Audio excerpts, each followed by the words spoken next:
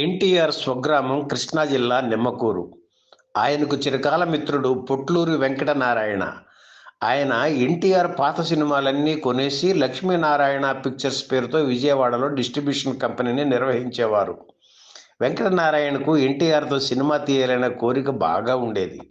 అది ఒకసారి ఎన్టీఆర్ దగ్గర వ్యక్తం చేస్తే, మంచి సబ్జెక్ట్ తెచ్చుకో, నీకు కాల్ షీట్లు ఇస్తాను అని ఎన్టీఆర్ హామీ ఇచ్చారు.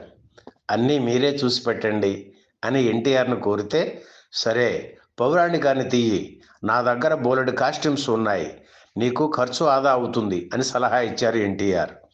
అప్పటికే నిడమర్తి సత్యం అనే నిర్మాత శ్రీ రామాంజనేయ యుద్ధం సినిమా తీయాలని గబ్బిట వెంకటరావుతో స్క్రిప్ట్ రాయించారు. ఆ విషయం తెలుసుకుని ఎన్టీఆర్కి చెప్పారు వెంకటనారాయణ. సరే, ఆయన్ని పార్ట్నర్గా తీసుకొని మొదలుపెట్టు, దర్శకుడిగా మాత్రం బాపు గారిని పెట్టుకో అని చెప్పారు ఎన్టీఆర్.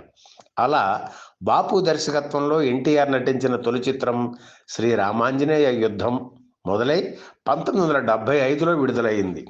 అయితే అంతకు 2 ఏళ్ల క్రితం, అంటే 1972లో ఎన్టీఆర్తోనే శ్రీరామాంజనేయ యుద్ధం చిత్రాన్ని శ్రీ కళాలక్ష్మి సంస్థ ప్రయత్నించింది. ఆసక్తికరమైన విషయం ఏమిటంటే, సీత పాత్రకు హిందీ నటి హేమామాలినిని ఎన్నుకోవడం. అప్పటికే పాండవ వనవాసం, శ్రీకృష్ణ విజయం చిత్రాల్లో స్పెషల్ సాంగ్స్ చేసిన ఈ డ్రీమ్ గర్ల్ ఎన్టీఆర్ సరసన నటించే అవకాశం అనగానే ఆనందంగా అంగీకరించారు. తాండ్ర సుబ్రహ్మణ్యం రాసిన నాటకం ఆధారంగా రూపుదిద్దుకునే ఈ చిత్రానికి సముద్రాల జూనియర్ రచయిత, టీవీ రాజు సంగీత దర్శకుడు, కమలాకర కామేశ్వరరావు దర్శకుడు. యయాతి పాత్రకు కాంతారావుని, కాంతిమతి పాత్రకు అంజలీదేవిని ఎన్నుకున్నారు. కొన్ని పాటలు కూడా రికార్డు చేశారు.